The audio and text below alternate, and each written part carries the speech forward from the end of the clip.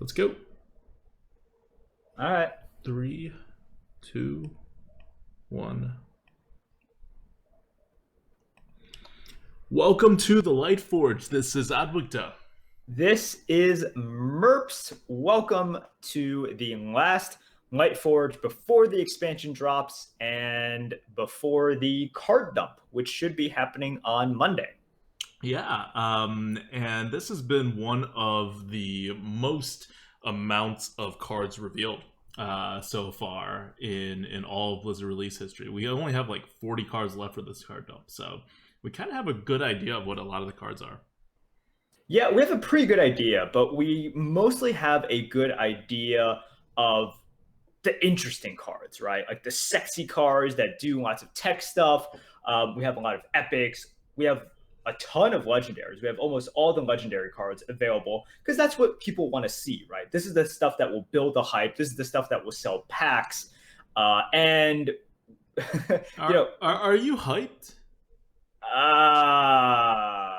I'm hyped for a new expansion. I can't exactly say I'm hyped for this expansion. Okay. I was just about to say, because I'm not all that hyped for this expansion. I mean, you remember when KFT was getting revealed? And we were like, oh, it's going to be complicated and interesting. And we were like getting a little more and more into it as the reveals happened. Like, it definitely didn't start out very like hype-inducing. Because it was like, oh, fine, Death Knights, we're going to see a couple of them. And, you know, there's nothing else. Death Rattle, ooh, right? Like, no one's terribly interested about that. But then as we saw more cards, like Geist, like just things that were interesting, we're like, all right, this is going to be pretty cool, like kind of like expansion that also has a lot of variety as well. And it's board-based, so it'll definitely change the arena. We were preparing to do that. So what's happening here? What's going on with Cabals and Catacombs? Yeah, so what's going on here is we see lots of cards that have RNG. We see lots of very sort of weird cards that slow down the game, right? I really haven't seen many cards that speed up the game. Mm-hmm. We see some interesting joust mechanics, which is obviously your favorite mechanic. Oh my god. But what we haven't seen are really the bread and butter, the foundation or the foundational cards that really matters for the arena. And we haven't seen common neutral cards. We've only seen 3 of them, and they've been Guild Recruiter, which is a 5-drop with a recruit mechanic. We've seen Silver Vanguard, which is just not really a good card at all. It's a 7 mana 3/3 that recruits at 8 cost minion. And then we've seen Hoarding Dragon, which we talked about last week. Mm-hmm. Good card. You're looking forward to it. I'm looking forward to it. But that's it. That's all we've seen in the category that will most affect arena. Yeah, and I think that's the key point that we didn't stress too much on the last Lightforge because we only saw so many cards on the last Lightforge, but now we have nearly all the cards. There are like 40-something cards left that we haven't seen yet. And yet we have still not, out of like the what? It's going to be like 25, 28 common cards and like, I don't know, another like 10 rare cards. We've seen a total of 3 commons and 4 rares. And again, these are the neutral cards. These are your Bone Mares. They're your Hildnir Frost Riders. They're your Keening Banshees. They are your Acturus Veterans and whatnot. They're your friendly bartenders and your wasps and snails and bog creepers. Like, they're everywhere, right? If you get a good neutral card, it's arena meta defining. And we haven't seen a large percentage of these cards. And on top of that, not just that we have a low chance of seeing a game-defining card yet, we have also not seen enough numbers to even know what the curve is going to look like, to know what the speed of the game is. Like, we don't know any of that information. Because it's not like Recruit is particularly fast or slow, and it's not good enough that you won't see too much, anyway. It's, like, you could say Spellstones are a little slow, but they're not even that slow, especially in the arena. Like, how often are you actually going to wait for the effect to trigger, right? Right. Yeah, and I totally agree. Right now, we're looking at cards. We're like, oh man, this is going to be a slow meta and everything. Like each individual card is slow. Right.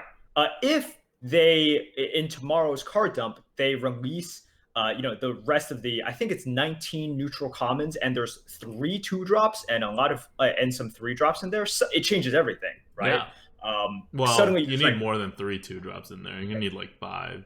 3 is very expected. We 3 always get 3. 2-drop and 2 1-drops, right? It's kind of what we need more, like, to really make an impact. 3 will, like, tread water. Yeah. But then this is why tomorrow's card dump is so important for any sort of overall evaluation. And the cards so far have been, I think it fulfills what Blizzard wants to do, which is show off the themes of the upcoming expansion, as well as saying, hey, if you buy packs, you can get this amazingly cool card like To My Side. Yeah, you can get that card. That's what cool means, right? Like, people talk about it a lot. It looks cool. It's got awesome art. You know, like, you have potential to gain like 3 more mana of tempo than you should if you just trigger a very simple condition any idiot could trigger. Have no minions. Just have no minions. How easy is that, right? If you guys don't know, To My Side is a newly released revealed card in the last couple days. It's a 6 mana hunter card that says summon an animal companion. Yeah. That's basically it. that's the card. Also, you can summon 2 animal companions instead of 1 for 6 mana. The low price of 6 mana if your deck has no minions. So if you construct a spell only, a spell / weapon / potentially quest and Death Knight only deck. Also, if you guys haven't seen the meme or the Korean meme associated with To My Side, it's fantastic. It is legitimately one of the best things that I've ever seen. Have you seen it? No.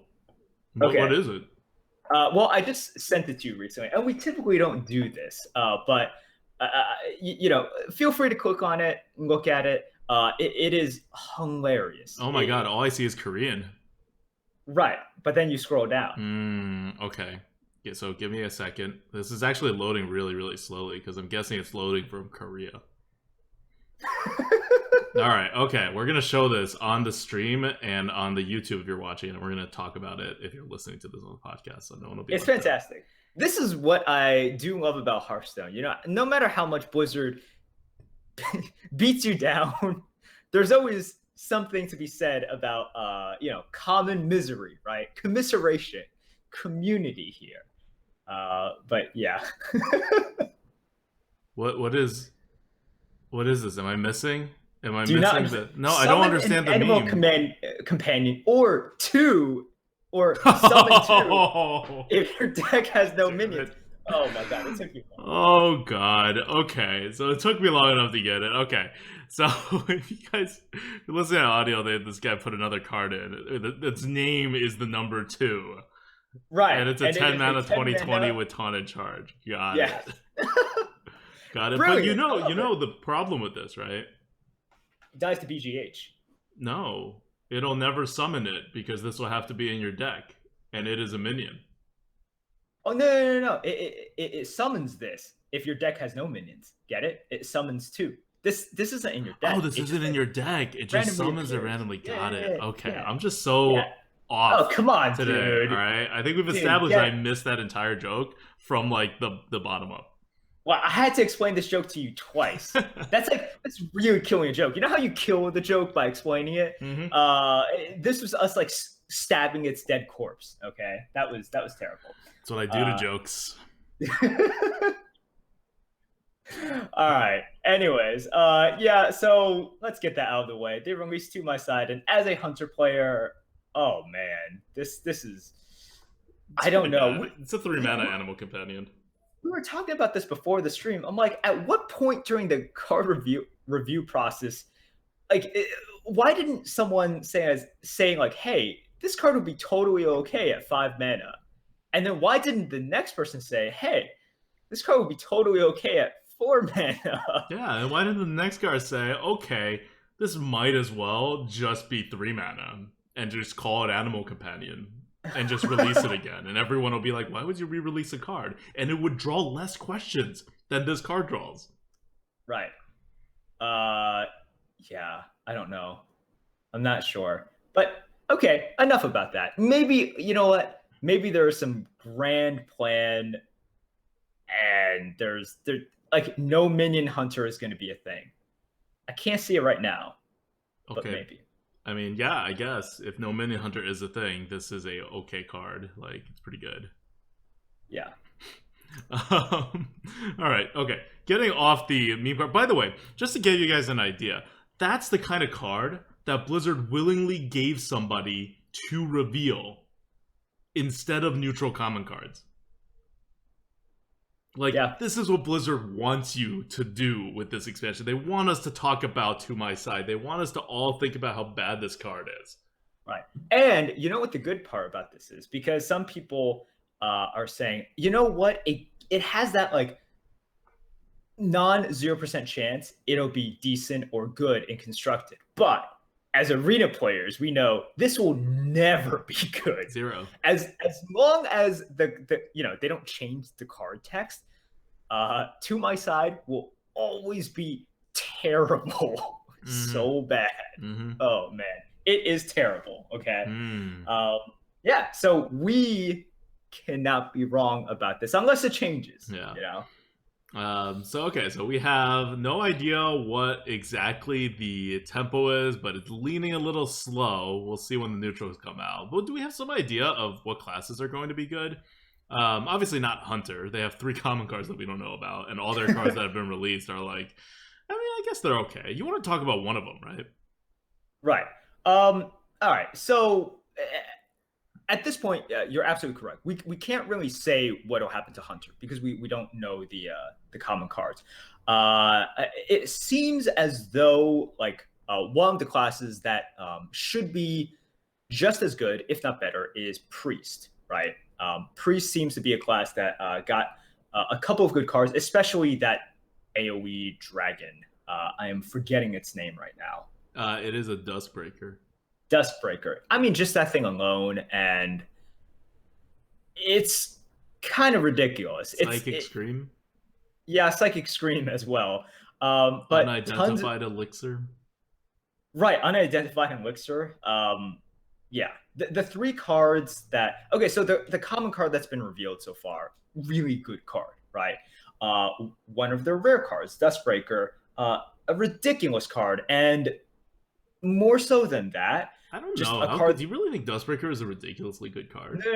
It's one of those cards that has a huge, like a very high ceiling, right? It can certainly like flop, which is you don't have a dragon. But it's one of those very frustrating cards in which if they have it, you lose kind of things. And you can't really play around it, right? Like, I'm not going to play around Dustbreaker, which makes it even more punishing when they have it. And that's what you don't want. That's what we fear from Priest, right? As infinite players, you don't want Priest to have those high roll cards, which they have always historically had. And now they have one that is like the high rollist of the high rolls, right? Yeah. So I feel as if Priest is definitely going to be a dangerous class to face. And, it can be a class that you try to high roll yourself. Yeah.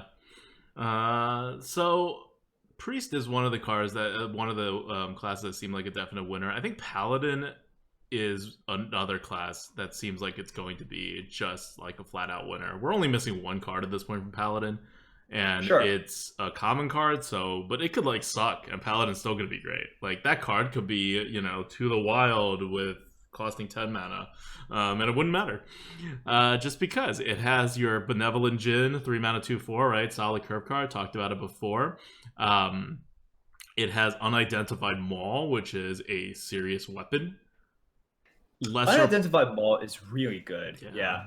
Lesser Pearl Spellstone, 2 mana, summon a 2/2 sprite with Taunt, and it's a Spellstone, so it gets upgraded whenever you can heal yourself. So this is a spirit now, by the way. This is a spirit, not a sprite. Oh, right. It's a spirit. Spirit sprites, they're the same thing. So it can only get better, but otherwise it's a totally serviceable, Frostwolf Grunt. And then the card I really want to talk about. So I guess I'll back up first. Is we're going to start talking about classes. We're going to start talking about cards. It's going to be a little free-flowing discussion for a little bit here on the Lightforge. We haven't valued all of these cards yet on our tier list and algorithm backend, and we're in the process of doing that. And we're hoping to get everything up and ready by Tuesday's stream. So hoping. We'll see if it happens. There's a non-zero chance we just cancel Tuesday's stream and we don't actually have a reveal video and we just like write an article and put it on Reddit, because this is like pretty complicated expansion actually. and we're doing some system upgrades.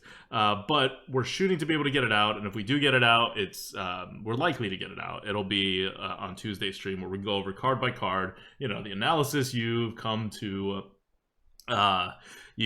expect from us, and also the exact card score on the tier list. So that's not happening right now on this Lightforge. On this Lightforge, we don't have all the cards, and we don't have the full meta, so it's not really possible for us to exactly value anything. But also, we just kind of want to get like a discussion over the more impactful and good cards, right? And like a class overview, that kind of stuff. Okay. So with that in mind, just so people aren't disappointed when they're like, wait, why didn't you talk about, I don't know, like Dry Gulch Jailer? It's because Dry Gulch Jailer is not going to be the most impactful Dry Gulch. card. Why do you have to say gooch or whatever? See, you make that word seem so hard. Like it's a word that has had no basis in the English language. It's like you're speaking Klingon or something. It's just Dry Gulch. Dry Gulch. Moving on. Dry Gulch Jailer. Okay. Well, for those that are wondering now, it's a 2-mana 1/1 Death Rattle. Add 3 Silverhand Recruits to your hand, and there's more Silverhand Recruits happening, and this is the card so Level Up is a 5-mana rare that says give your Silverhand Recruit. It's actually an epic. It's actually an epic? Yeah. They changed it? Here. Oh, okay. So we're using Disguised Toast's website. If you're watching, you'll see it. But okay. So he has the old version. All right. So it's epic, which means we have 2 cards for Paladin that we haven't seen yet, which is fine because Level Up kind of sucked. Like it can win games, but it generally is not one of those cards that you want in the arena. Just because it says give your Silverhand Recruits +2/+2 at taunt, which means you have to have Silverhand Recruits. And Silverhand Recruits tend to not come 1 by 1, and when you're actually synergizing with them, they tend to come in 3s. And so you either like win by playing a 5-mana card and getting like, I don't know, 8/8, 10/10s worth of stats, or more likely you lose and you have to play this card to get like 2+2/+2 buffs, or probably even 1. And then it's not so great. Anyway, the card I actually want to talk to you about and go in depth a little is Crystal Lion. This is the good card. This is going to be like a staple Paladin card for as long as this set is in rotation. It is a rare card. It is 6 mana, 5/5 Divine Shield, and it costs 1 less for each Silverhand Recruit you control. And if you guys don't know what the hell Silverhand Recruits are or why I'm talking about them, that's your hero power. And that's the thing, that's the dudes that gets generated by Valspine Cleaver. So, just in the course of your normal draft, and it's Lost in the Jungle gives you Silverhand Recruits. Like, just in your normal draft, you are going to get some Silverhand Recruits. They're not going to be a consistent source of synergy from cards, but you're going to stumble upon them, like a couple of them. And again, like I said, they do not come in 1s. They come in 2s and 3s. They're a whole army. So 1 less for each Silverhand Recruit you control means whenever you hit that synergy, this card costs 3 or 4 mana. And then if you use your hero power in the same turn, it costs 2 3 mana for a 5/5 Divine Shield. So it's absolutely insane when you hit that synergy. Like, we're talking like Thing from Below levels of insane. And even though you're not going to hit the synergy all that frequently, even if you don't hit the synergy, like what's the 4 mana 3/3 Divine Shield guide? Silvermoon Guardian? Yeah. He's a fine 4-drop. Right. He's like I was gonna say, this guy, even if he has no discount, he's not a terrible card. He's like a bit understated, but you're okay playing this as just a 6-drop as well. Mm-hmm. So yeah, so even if you just play it as a 6-drop, it's a fine. It's like, maybe not a Boulder Fist Ogre, but it's like better than a 6-mana 6/6. Right. And on top of that, you get this very non-zero chance to really blow your opponents out of the water. And if you're not playing this on turn 6, like even on like turn 7, this is only 5 mana. So on turn 7, this is also a 7-drop because it's now a 5/5 Divine Shield with a 1/1. Yeah. So this is a card that it's a rare. You're going to see it a lot. You're going to have to be prepared for this, for Paladins to tempo out as well. And Paladins, whenever they have had any opportunity to seriously tempo out and put something on the board that has a likelihood of sticking, that's always been really good, right? Righteous Protector. That's something we've seen in which an extreme amount of tempo, right? Yeah. And that thing just wins games outright. It doesn't have the taunt aspect to it as well, but anytime we see an extreme amount of tempo potential for Paladin, whether it is Righteous Protector, whether it's Muster for Battle, Shielded Minibot, we see some really, really powerful snowball effects for Paladin. I'm not saying Crystal Line is the same as those, mostly because you're getting it out much later than the cards that I named. But it's in the same concept, right? You give them more tempo than they should get on a certain turn. It makes it less likely for you to be able to clear, and then they snowball off of their like small lead. Yeah. So really, really, really, really, really, really, really good is our analysis of Crystalline Lion. And it changes the way, like this one card changes the way you play against Paladin. If the Paladin hero power is now on turn 4, you should probably get rid of it. Because you don't want this thing coming out of turn 5. Like if he has a Silver Hand Knight on the board, and then you play a 5-drop, and you're like, oh, he's probably not going to buff it, or maybe you have a read already that he doesn't have a buff, then they put out a Crystal Lion, and your 5-drop is screwed. Especially if you don't have a ping. Yeah, it makes the matchup a lot. It makes your turn-to-turn decisions a lot more interesting and certainly different. So, man, those Silverhand recruits just get more and more annoying every single expansion, right?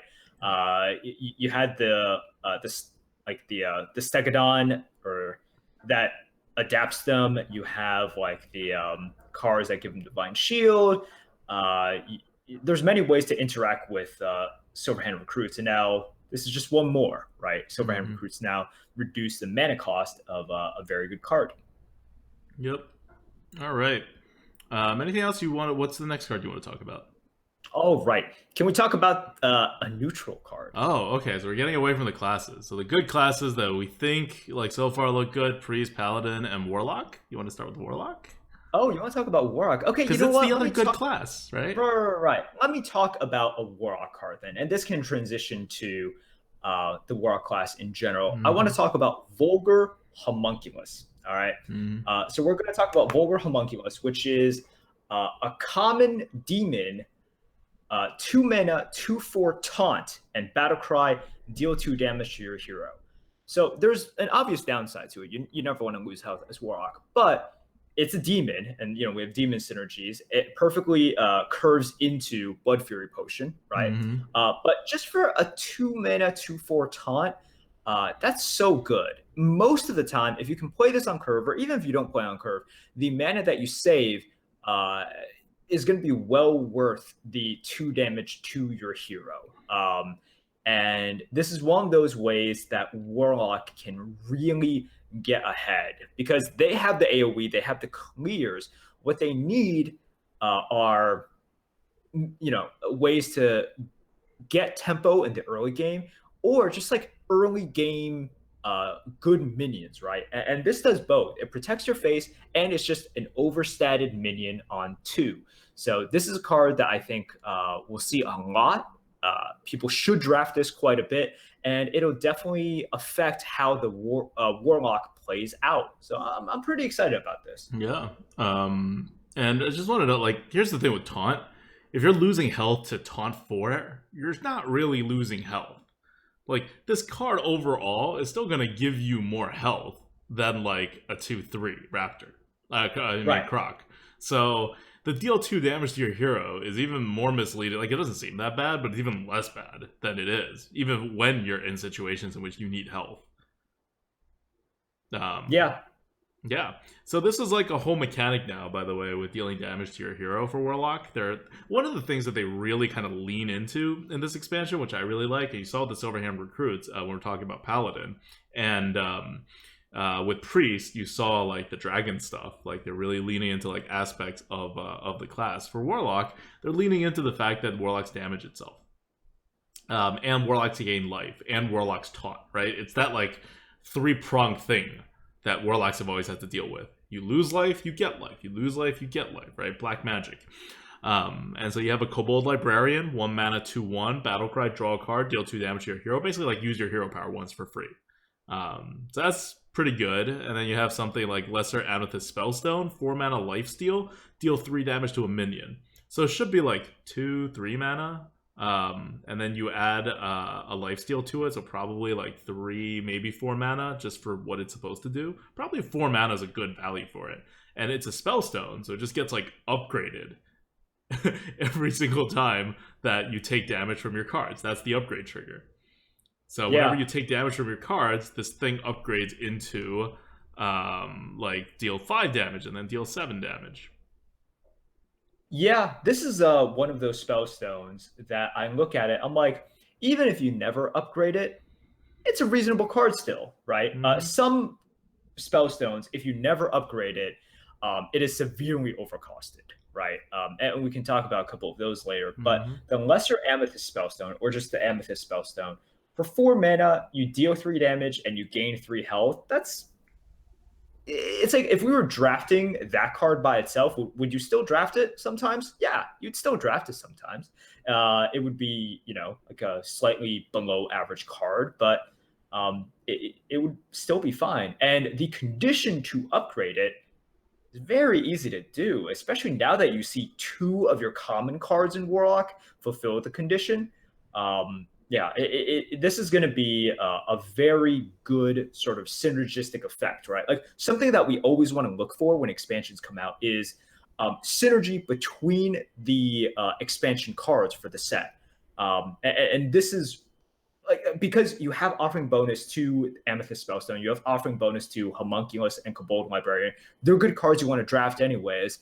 And suddenly, you're looking at quite a few games in which you are able to upgrade Lesser Amethyst Spellstone into, the Amethyst Spellstone or the Greater Spellstone, and you're dealing like 5 or 7 damage and stealing back that life. This is why Warlock is good. Like, you see the synergy between the cards that are going to have offering bonuses. Yeah, and just so you like, the other card they released is Possessed Lackey. It's a 2/2 5 mana with Death Rattle, Recruit a Demon, which, you get to kind of control what demons are in your deck, at least a little bit. But more than that, even if you just take an average minion out of your deck and put it on your board, it's kind of on curve. Like, it's not great, but it's kind of on curve. So it's kind of a decent card, even though it has RNG on it. So Warlock hasn't had a miss yet, right? Like, of all the revealed cards, they're all, like, more than playable in the arena. Right. And we talked about Void Lord last week as well. That's the 9 mana 3/9 taunt that gives you 3 Voidwalkers on Death Rattle. Right. You are taunting up like 18 to... It also just fits in perfectly with what Warlock has now, which is tons of removal, tons of spells, and you can just out-control your opponent, right? Say, I have more cards than you by far because of my removals and my hero power, and even my small cards and my big minions also help me towards this goal. And this is something universal that you want to look at.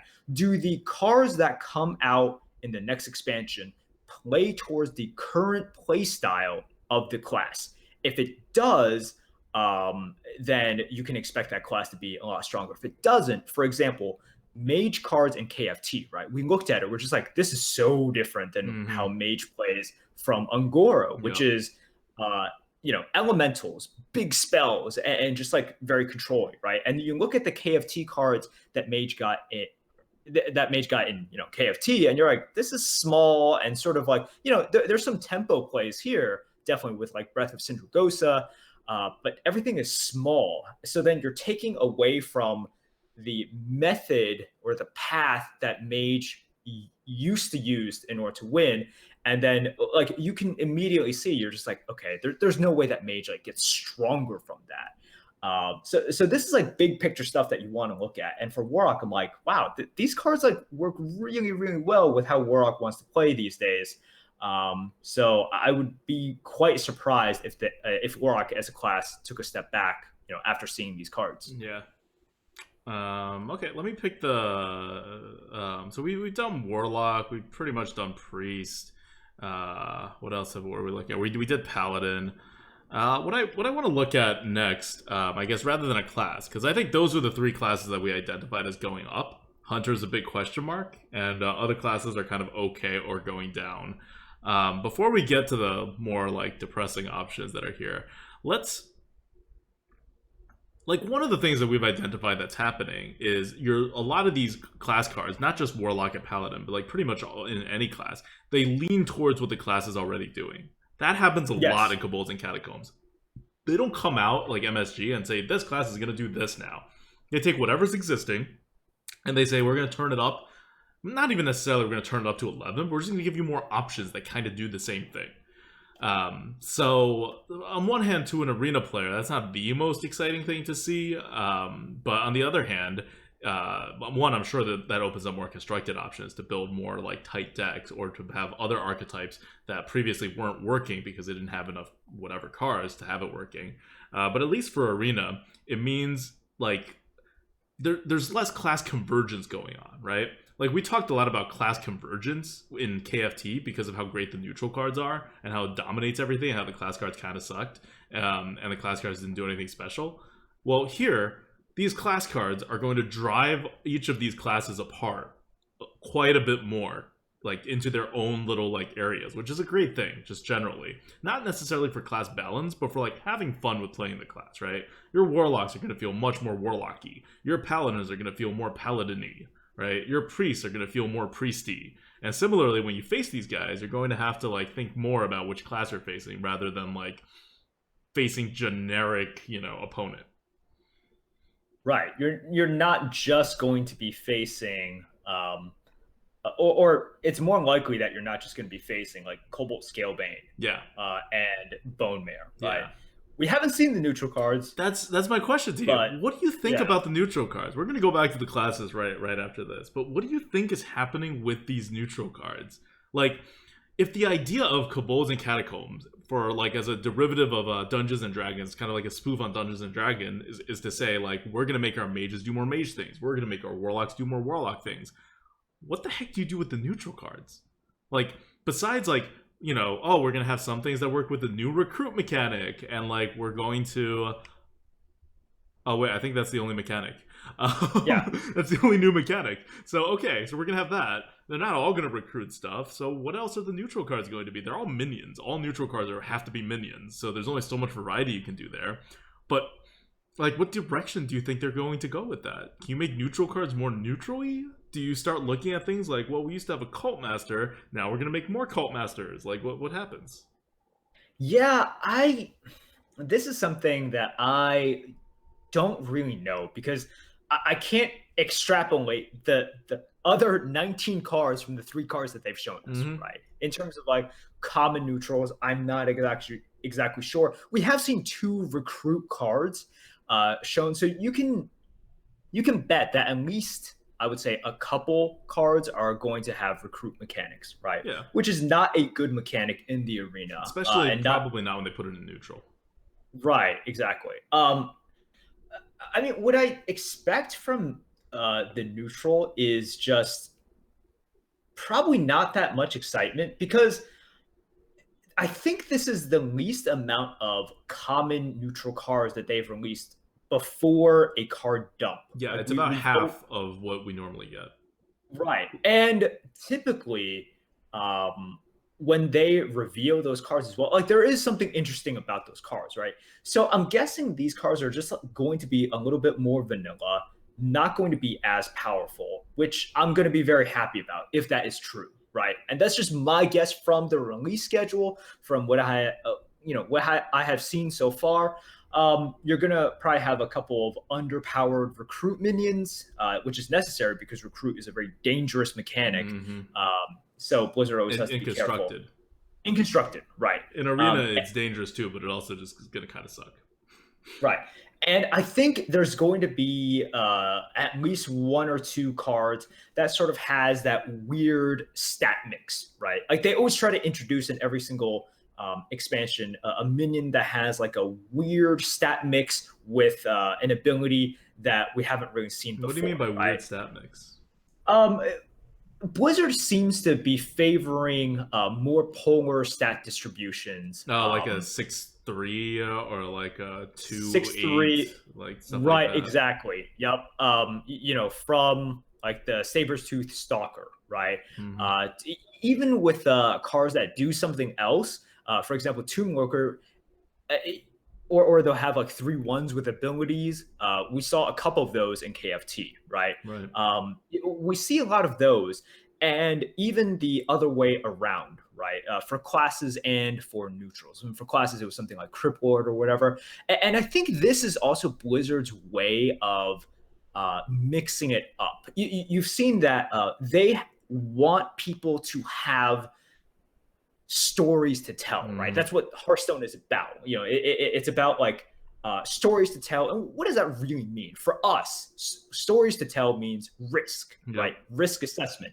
And there's two ways to do risk, to create risk and excitement. Number one is to have cards that like specifically like in your face do it, which is like Servant of Yogg-Saron, Hmm. right? Servant of Yogg-Saron is specifically you drop it and you're like, let's see what happens. Yep. I have no idea. But another way to create these stories and to create tension is to create not 5/5s and 6/6s, which create this very boring sort of what people call curve stone, right? But it's to create 7/2s, right? Like Right. 8/2 stealth, like Saber-tooth Stalker. Like when that Hmm. drops, it's always, you know, it creates tension, right? Like so much tension. So I anticipate Blizzard creating a few more of those cards because it seems like that's how they're doing it. Like they Interesting. create the crazy spells and they create like the tilted, polarized minions. Yeah. Yeah, really interesting. And I think just adding on to that, in addition to the polarized stats, which I didn't think about before this, but I think you're right, and I would not be surprised if they did that at all. And I'm kind of looking forward to it, just Yeah. to see how crazy it makes things without RNG, like explicit RNG. But one thing that I was also thinking that they would do is they would bring back stuff like callbacks to old cards in Wild or whatever that exists, or in the current expansion, because we saw that with Joust, right? Like, I think there's going to be a couple Discovery cards. I think there's going to be a couple, like, Dragons are already back. You know, I wouldn't be surprised if we saw some mechs or, like, a buff mech thing. Like, you're going to be able to find everything, right? You're going into a Oh, dungeon. Max. Oh, You, God. you remember, like, there's going to be, like, another 2-mana mech that people hate, right? Just to be like, hey, remember this? Aren't you glad GVG's not around anymore? Because mechs have died off. Like Oh, totally. those are yeah, there's like no like mechs are not a viable build at all anymore. Mm-hmm. You know, you could do it wild, but yeah, that would be I had totally forgotten about mechs. Oh my gosh. Yeah.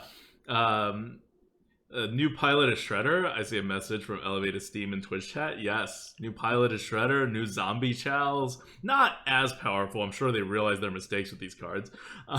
Or actually, maybe not, right? In today's meta, would those even be like uber powerful cards? Okay, zombie chow will. Zombie Chow would. Zombie Chow Pilot, would yeah. yeah, but pilot is Shredder would no longer be the best neutral. You know, like that was an old thing that had happened. Um, but yeah, True. you know, your North Sea Kraken. I almost guarantee that there's going to be a North Sea Kraken-like card in the neutral category. Super big, Ooh. deals damage when it comes on the board, otherwise has some stats. I can see that, definitely. Yeah. Yeah, yeah. So like uh, right, something like a neutral 8 mana fire enemy ish type of thing, Mm-hmm. right? Yep. Yeah, I can And see we that. already see Inspire come back in various forms in cards in which that just synergize with the stuff with their hero powers produce, right? Like the Silverhand Knights and the whatever. So even if they don't explicitly bring back the Inspire mechanic, I think there may be similar things that could go on. Anyway, that's just some fun speculation. Let's go back to the actual cards. What do you want to talk about next? You want to stay on neutrals now that we're kind of talking about neutrals? Let's stay on neutrals for just a little bit. I wanted to talk about Hungry Ettin or Hungry Eaton. I think it's Ettin. I'm gonna go with Ettin. I think it is Ettin. Anyways, Hungry Ettin is a 6 mana 4/10 taunt. Okay. Neutral rare. Yeah. You're gonna Neutral see rare. this one a lot. You're going to see this one a ton. So it's obviously going to impact the meta. 6 mana, 4/10 taunt with a battle cry. Summon a random 2-cost minion for your opponent. Sorry. AKA You mean summon a random snail for your opponent. summon a random snail, summon a random doomsayer. summon a random patient assassin, Yeah. right? Patient assassin is probably worse because you can't like You can't even kill it. Yeah. Yeah, exactly. Yeah.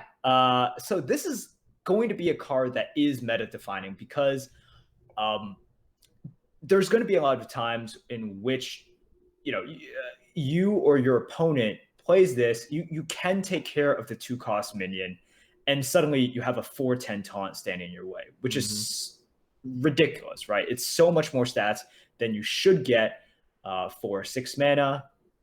And yeah, also, if we say priest is going to be good, and then you see tons of hungry Ettins, this thing is going to be really hard for priest to deal with. Oh yeah. Really, really hard. But and yeah, again, so callback, right? Hungry Ettin, Hungry Dragon. It's the callback to the old neutral card that was, beloved by some in the arena and hated by others. Yeah. But so this is a card that I think will be drafted quite a lot because it is good and it fulfills a role that a lot of decks want, right? Which is a big minion, but also slows the game down. So lots of control decks are going to be drafting this card. It also means like there's going to be lots of games that are won and lost on this, right? Because of the Patient Assassin, because of the Doomsayer, because of the Snail. And there's quite a few 2-drops that you might not want here. Right. So it's not exactly like Ancient of Blossoms or Bog Creeper that purely stabilize the meta, right? That purely stay here on turn 6 and on turn 7. You have this taunt, and that's what you get. It definitely doesn't stabilize the meta. Like, Hungry Dragon didn't stabilize the 4-drop slot. If anything, it made way more variants into the 4-drop slot. This is a heavy RNG card. It is. It just happens to also be a 6-drop, because that's one of the best times to play it. Right. So you're going to see this quite often, which brings me to another neutral card. This one was revealed today. Can we talk about this one? We can, but I can't put it up there because I don't have the picture. Oh, no. Okay. So let's talk about it. Okay. Anyways, we should talk about Void Ripper. And this is a card that was released just today, a few hours ago. It is an epic demon neutral card. It is a 3-mana 3/3 with Battlecry. Swap the attack and health of all other minions, which obviously... Mass chemistry. So much chemistry is happening. It's too much science. Has science gone too far? Probably. But yeah, also a good counter to Hungry Ettin, right? Why deal with a 4/10 when you can deal with a 10/4? I think this is really interesting because, all right, long time ago, before we had Kooky Chemist, Crazed Alchemist was known as like a bad to average card. So not a lot of people drafted it. And then people realized, wow, this is actually a pretty good card. And then people started drafting it. And then Kooky Chemist came out. And I started to realize, especially recently, I'm like, do I play around Kooky Chemist / Crazed Alchemist? I'm like, sometimes I do. Like, very rarely I do. Okay. Right? But it has crept into my mind every now and again. I'm like, okay, let's not lose to this, right? With Void Ripper, here's my question to you. Does swapping go into your decision-making at all? Because I agree, when it was just Crazed Alchemist, flat no. When it was Crazed Alchemist and Kooky Chemist, it was like, no, but very rarely ... Yeah. No, but like almost kind of getting to like maybe, right? Like getting there. And now you just add one more card to the meta. What's going on? Okay. So here, my answer is no, you still don't play around it. And no, you don't play around it because it is still an epic card. It's not a common or rare card like your other 2 chemists. And the offering bonus on this, which may have compensated for it, I think it's expected to be 50% right now rather than 100%. Because that's the KFT kind of bonus that they gave out instead of 100%. So we're kind of rolling forward as if the offering rates for these are all going to be plus 50%. So it's not going to be like as bad / impactful. And on top of that, the effect is not even necessarily the same as Kooky Chemist or Crazed Alchemist, depending on the board states. In fact, it usually won't be the same. because you'll flip some other things in a more desirable or less desirable or some other way. So I'm not gonna say never play around it. I think you're right. It does creep much more towards like the We're getting there, right? yeah, we're getting there. We're getting And if you have there. one more of these kinds of effects in the neutrals, which there might be, right? This may not be the only card in the neutral category that flips stats. This may be like maybe the arena for Cabals and Catacombs are going to be known as the Alchemist set, right? Like you never know. Just like Ungoro was known as the Poisonous set. Why? Because there were literally like 2 poisonous neutral minions. That was it. They just added those 2, and that was like kind of what the entire set is remembered for as far as like the neutral cards were concerned. Yeah.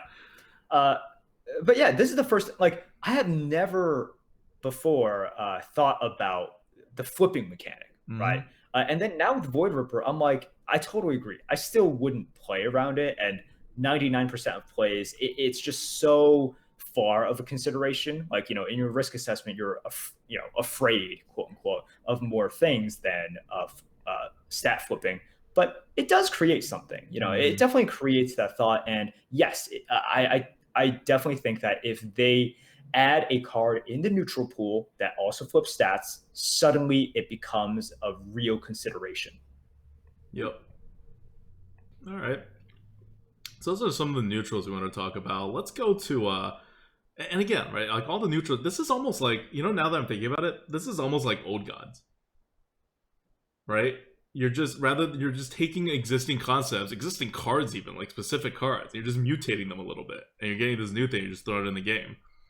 Like not just Hungry Ettin, but like, you know, Feral Gibbler, 1-mana 1/1 that adds additional Gibblers to your hand, like automatically reminded people of Firefly, right? Guild Recruiter automatically reminded people of Silverhand Knight, and it's kind of the same deal, right? The Knight has a squire, the Guild Recruiter recruits a whatever. Hoarding Dragon reminds you of like a little bit of Hungry Dragon. I don't know. There's a lot of these. Spiteful Summoner reminds you of what was the banned Mage card? Doctor Six. Faceless Summoner. Faceless Summoner, right? That's like still banned.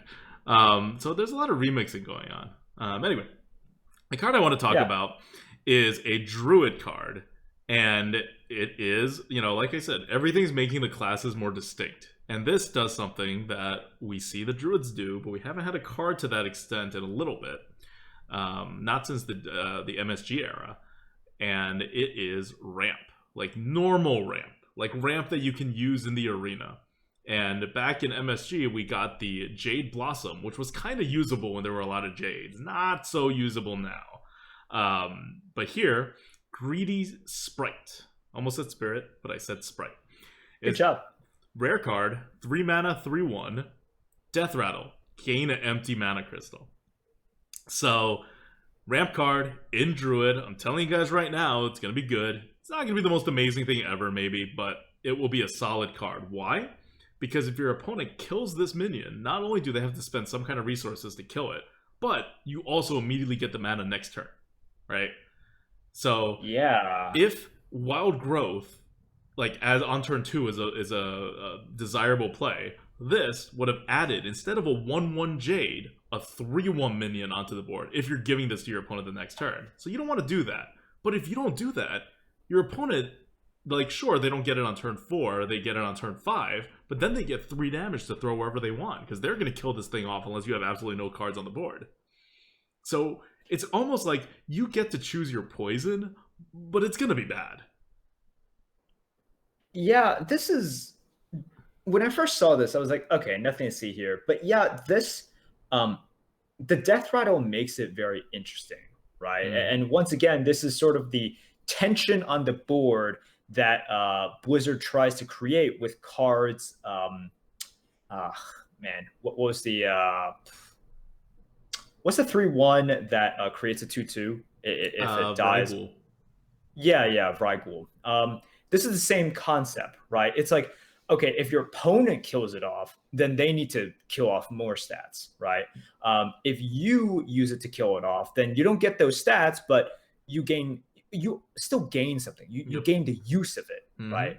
It's Blizzard saying your use of a minion, your initiative should cost something, or your lack of use should give you something. Yeah. And it's another sort of currency. It's another thing that was previously just there in theory, but now translates into actual stats onto the board. And here it's the same concept except for mana, right? So I love what they've done with this by just making it into a death rattle, gain an empty mana crystal. When a druid drops this, the opponent does have to think. It's like, all right, well, do I kill it and give them the ramp for next turn, or prevent the ramp next turn, but they can buff it, they can death speaker it, they can do a lot of stuff with it now, right? And it's not like after turn 3 it gets a lot worse. And so overall, it's like, when you look at the light tier score, its score is not going to be like a high score, but it's going to be playable. And that's what's kind of interesting about this, that this 3-1 is actually going to be a draftable, vaguely playable kind of like card. And when it triggers on turn 3, because if you ever put it in your deck, it's going to be played on turn 3, like around half the time that you ever see it in a game. It's actually going to be really good on turn 3. Yeah. So again, more variance, RNG that no one can control, but a very interesting situation it puts people in if it comes out on turn 3. Right.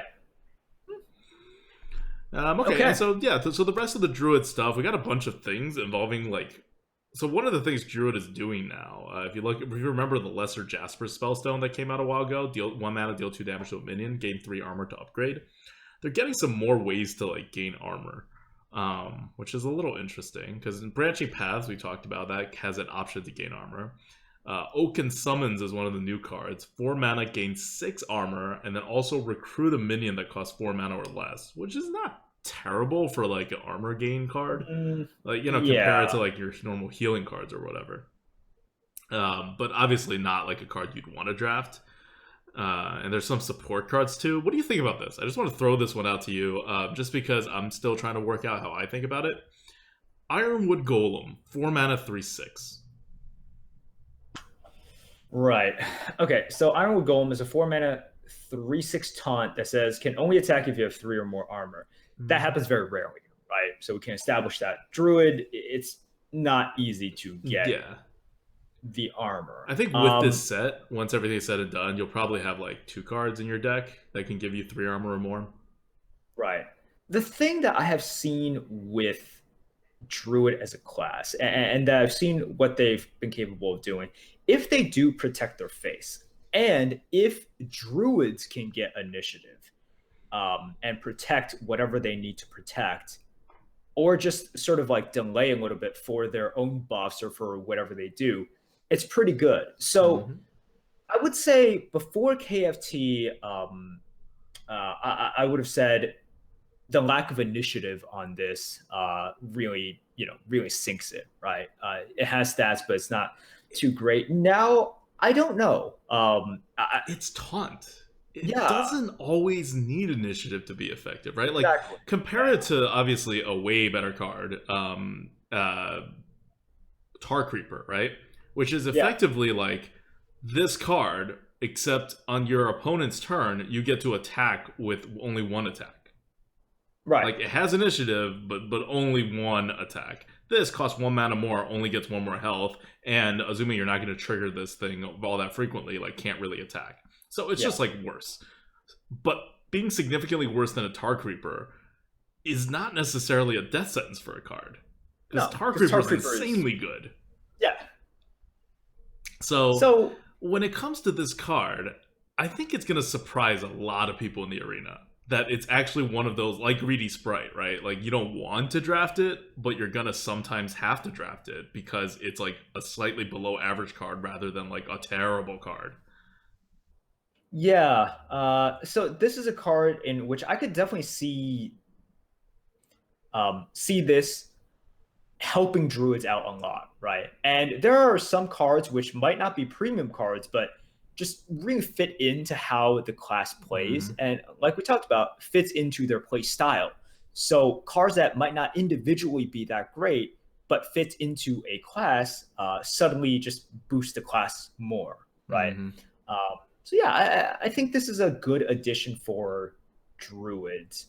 I don't think it necessarily makes them more powerful, but it's a card that you're not unhappy drafting. Yep. All right, so which class do you want to talk about next? I got up on the docket Mage or Rogue as the other okay classes from what we know. Right, right. Let's see. Let's talk about Rogue because I think there's an interesting card that came out last Sunday, but it came out a little bit too late to be included in the Lightforge last week, and it's something that I think you want to talk about or you find Yeah. interesting. Okay, so here's what happened with Rogue. They got three secrets. They all suck. No, they don't all like totally suck, but they're nothing impressive. And then they got No, like a Kobold Illusionist, 4 mana, 3/3, Death Rattle, copy a 1/1, make a 1/1 copy of a minion from your hand. It's pretty hard to control in the arena to like make it trigger something really good. But on average, 4 mana, 3/3 with a 1/1, and potentially an ability on top of that 1/1, it's not bad. It'll do, right, as a 4-drop. And then it gets Elven Minstrel, 4 mana, 3/2 combo, draw 2 minions from your deck. It's a better version of Arcane Intellect. You may be wondering why rogues are drawing cards now, but rogues have always drawn a lot of cards. It's kind of their class identity. I feel like they draw more cards than like any class besides Warlock these days. And so it's just a little more power on there, but again, nothing too special. So we're at this, and okay, Lesser Onyx Spellstone, destroy 1 random enemy minion, play 3 Death Rattles to upgrade. So basically, don't upgrade this card. It's a 5 mana Deadly Shot, which is not the most horrible card in the game, even at 5 mana. So you get a lot of like kind of cards, and then you get this card. It's epic, but it's so ridiculously insane that you're just looking at it and you're like, how is this ever designed? I'll just spoil right now. It's a top tier card. It's 4 mana 4/4. Battle Cry. Shuffle 3 ambushes into your deck. When drawn, summon a 4/4 spider. So, as long as you play a 4 mana 4/4, you get a free ambush. Ambush, by the way, is a 3 mana card back in the day. Beneath the Grounds. Sorry, Beneath the Grounds, was a 3 mana card. This That Battle shuffle Cry. through. Yeah, this Battle Cry is worth like, I don't know, half a mana here on the Yeti stat, maybe 1 whole mana if you think class cards are just like really good these days. So that's pretty insane. That's almost like 4 mana. Like if you're doing it strictly based on like the mana that it would take to do this, it's like a 4 mana 4/4 deal 4 damage to a minion, deal 3 damage to a minion kind of like thing. By the way, because a lot of people wonder this when they see this card, when you draw the ambush card, it is a spell that creates a 4/4 spider on your board, and you draw again. Yeah. So you don't just get a 4/4 on the board; you still get a card. Yep, Just a free 4/4 on the board. Yeah, and this is ridiculous, and it's part of what I don't like about this expansion as well. The RNG factors, right? It like, do you recruit a good minions? If so, then you're majorly ahead. Or like, Recruit is going to decide some games. Valdori Strider is going to decide some games, right? It's like, when do you draw your spiders? Whenever you draw it, it's going to be really good. You're going to have more than validated you playing this card. But if you draw it next turn, you probably just win on the spot because you've just gotten 8/8 worth of mana in too short of a period of time for too little mana. Like it's a little bit too much to overcome. If you don't draw for like 7 or 8 turns, that's a lot of time for your opponent to catch up, build a lead, and then a 4/4 is nothing, right? Meaningless. So this is the kind of RNG that I hate, and it's nothing that your opponents. Whenever there's RNG, whenever there is no skill in playing it and no skill from your opponent that can really affect it, what are you going to do about it, right? So I just want to highlight just how amazing of a card this is. Like in Blizzard printing it, obviously knew it because they had it for 3 mana before, and now they basically have it for 1 mana attached to the card. It's almost like they have an Assassinate. It's a totally fine card. It's 5 mana. Then they attached it to Vilespine, and they said, okay, it's only worth 2 mana now. And then everyone said, whoa. So you just get 3 free mana? That doesn't seem right. That doesn't seem like the combo aspect of it really justifies how great it is. And Blizzard's like, yeah, it's just going to be a really good card then, I guess. So it's like that. Okay. Well, it's even going to be better in Constructed, I think, because you can also make a deck that draws a lot of cards. In Arena, you can't necessarily do that, but still, it's free stuff. And it kind of makes up for how bad the rest of the rogue cards does, but it kind of doesn't. So rogue I'm categorizing as okay, but depending on what that last rare card is, if the last rare card like really like sucks, it could be like a little iffy. Because one card, especially one epic minion, does not make an entire set. You know, no matter how good that epic card is. So like rogues are all about early game tempo and controlling the board and all that stuff, and now it gets like a card draw card and another essentially late, you know, building up for late game kind of like card draw card, and you're like, it's not really doing rogue things. So this could be good for rogue balance in the arena, I think, overall. It could. It definitely could. But we'll see. Mm-hmm. And we'll talk about the other okay class right now. We've put Hunter aside. We can't really judge Hunter. They're missing too many cards. Right. But the other good, not good, like okay class that's not losing power is Mage. And I don't want to talk about all the Mage cards, and we're kind of running a little low on time given the number of classes we want to talk about. But this is the class that we're going to do for the Arena Coup today, without these cards, of course. And one of the things that you were talking about before, was how Mage was totally controlling Ungoro, and then they got a bunch of small stuff in KFT, and then the micro adjust hit them, and they kind of sank, right? Like from top tier to like middling now. And I love that, not just because you want to see more different classes in the arena, but because Mage has always been, in my opinion, one of the tougher classes to get the most out of.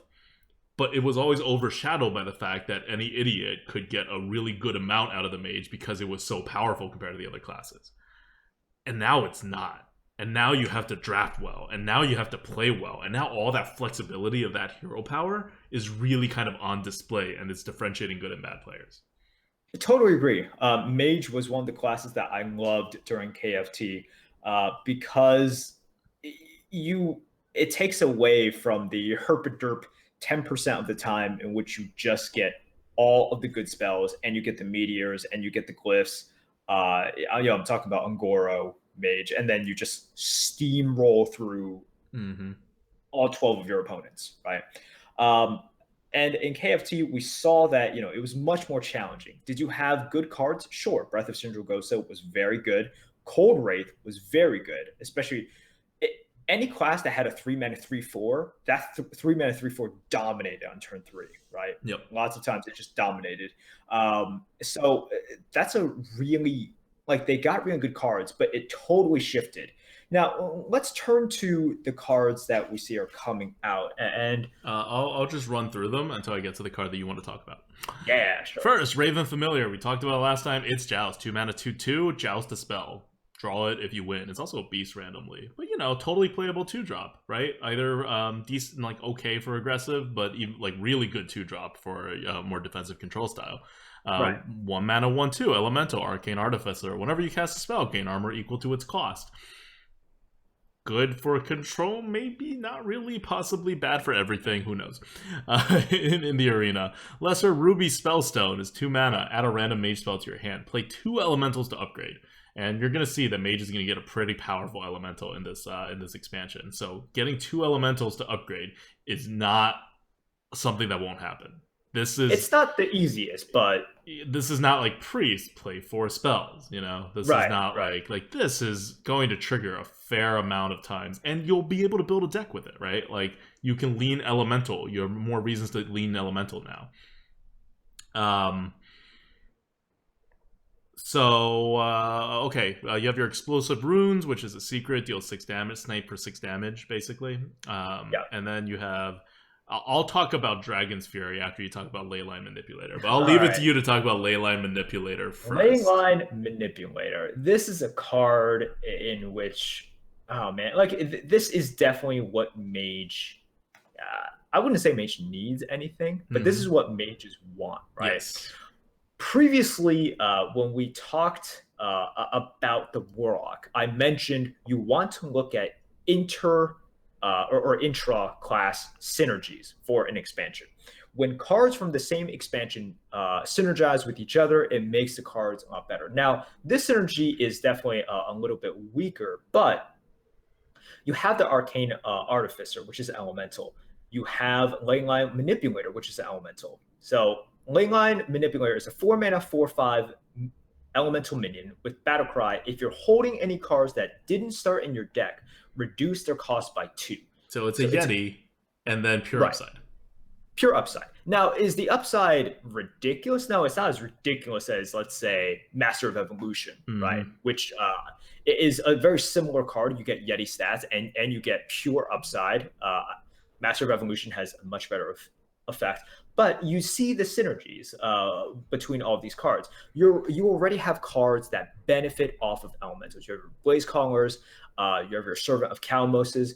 Within this expansion, mages get a small elemental in the Artificer. You get a just Yeti that no matter what, you're going to pick, right? And with the Lesser Ruby Spellstone, you're going to draft that anyways because it's not a terrible card, even if you're unable to upgrade it, right? It's not a good card, but it's not a terrible card. And you can go for elementals. You can go for elementals very aggressively in the beginning. Like if your first pick is a Lesser Ruby Spellstone, you're going to be like, that's fine. I have offering bonus to Leyline Manipulator that I'm picking almost every time. Am I going to pick the Artificer? I don't know, but like it's not useless, right? And I want to highlight that as a 4-mana Yeti, you also have still the Elemental in Ungoro, the 4-mana other Surger. elemental, Steam Surger, and you have a Water Elemental as your normal, class 4-drop.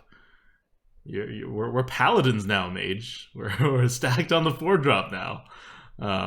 This is going to be a thing when drafting. So, Raven Familiar turn 2, Explosive Runes turn 3, Leyline Manipulator turn 4. Like Mage curve is looking pretty good in this expansion, in a time when everyone's curves are getting a little shaky. Right. And this Spellstone definitely can if you're drafting towards a Spellstone, I think that's a totally legitimate strategy now. Totally. So yeah, it won't be that hard for you to get 2 random spells, right? It'll just be a pretty good a Arcane Intellect if you can draw 2 cards because spells are pretty good and it only costs 2 mana. Mages are definitely there's definitely a path forward now, right? Like you can go back to Elemental Mage, and with the Elemental Mage, you can say, okay, I can go a little bit slower or something because a lot of these cards, like Raven Familiar, that's your small drop, right? That's your small drop. And then you say, well, with the Elemental package, I need AoE. So what AoE option do we have here? Yeah. All right. So now we're going to talk about the AoE option. And this is the worst card ever designed. No, it's not the worst card ever designed. No, Blizzard's done way worse.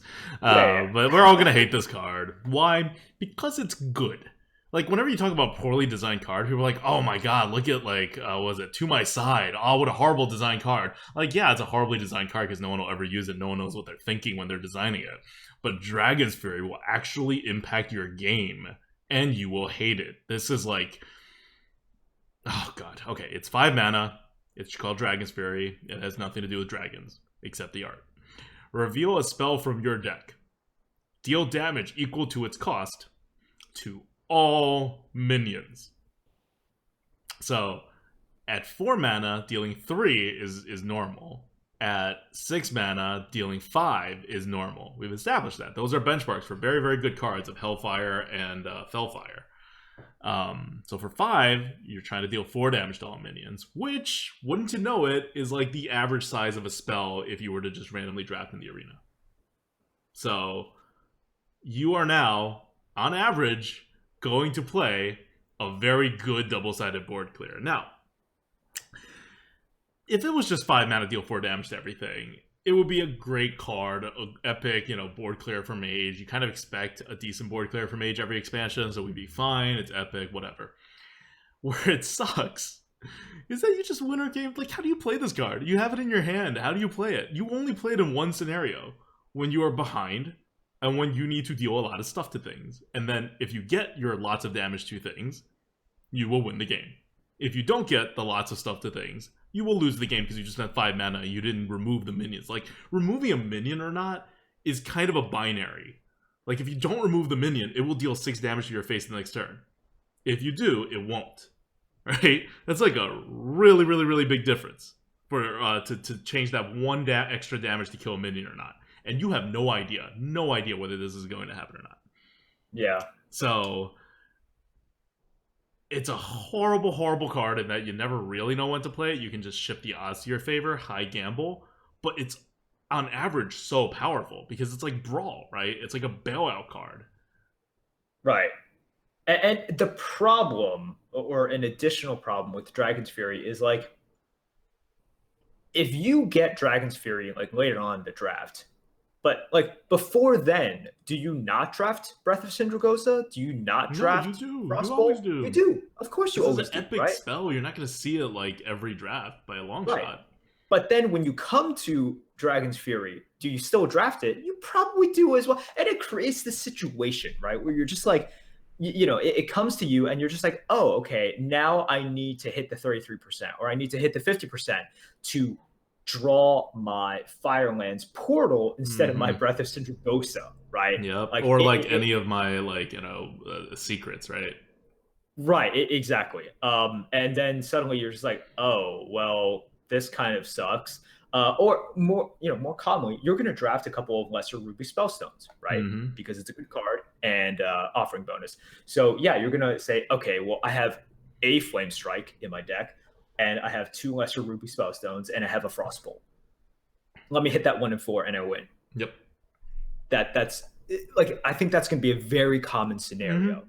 Like I said, the cards that are awfully designed for the arena, at least, right? Like, they're not your To My Sides. They are your Dragon's Fury. And you know why it's so poorly designed? It's because that's not why they designed this card. It's a recruit mechanic, basically, right? Yeah. You're supposed to stack your deck with only high-costing spells, make a deck based on it, and then it would be a totally fair thing, because that's what your deck does in Constructed. But in Arena, oh my god. So horrible. Just more ways this recruit-ish or like looking your deck for stuff mechanic is just ruining Arena. Yeah, because, and this is just one of the differences between Constructed and Arena, right? Because if you look at this and you're saying what skills are involved whenever there's any sort of card involvement, the skill, a large percentage of the skill in Dragon's Fury is deck creation. Yep. Right? In which you, by your decision-making process of creating the deck before you even go and face your opponent, that's where the skill comes in, quote, skill for Dragon's Fury, and that's totally legitimate. And I think that should be part of the equation in Constructed. The problem in Arena is like, you can't really do that. It almost completely takes that skill function out of it.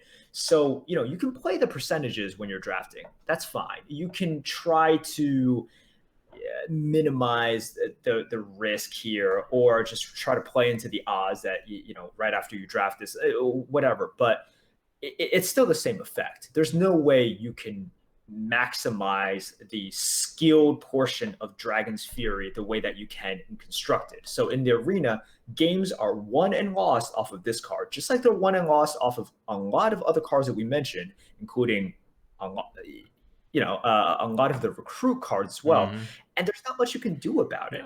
I mean, it's recruit in Arena, right? Like, like, I know some people, like, you shouldn't do it anyway. You should obviously not listen to Constructed player reviewing cards and think like, oh, this is a good card, so this is a good card in Arena. That's not, like, that's just wrong. But it's really wrong when it comes to Constructed. Like, when it comes to recruit-ish mechanics. It's, like, totally off base. It, like, very fundamentally does not connect with the Arena.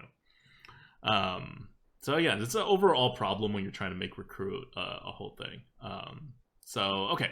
We're not going to talk about Hunter. Too many cards. Like, literally none of the common cards are available. There's no real need to go over it. And the other cards all, like, kind of are like, not really interesting, or they suck. You wanted to talk about Lesser Emerald Spellstone.